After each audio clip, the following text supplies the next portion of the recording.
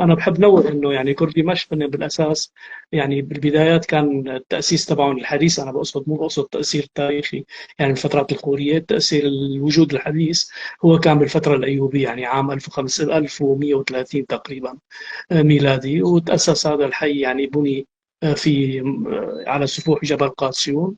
الأهداف بتعرفوها يعني الشعب الكردي دائما يرغب يعني بالسكن دائما في مناطق الجبلية، يعني ما بيحب يسكن بالمناطق الساحلية بشكل عام. يعني هذا أحد الأسباب، إضافة أنه يعني خاتون كانت كمان أخت صلاح الدين الأيوبي، يعني عمرت مدارس بكثافة بهذيك المنطقة. هدفها الأساسي رفع السوية التعليمية لكل الشعوب، ما كان في مفهوم قومي يعني بشكل أساسي. ليك يعني المنطقة اللي احنا عندنا من مناطق المهاجرين الحالية يعني كساحات، وهي المناطق بسموها العفيف.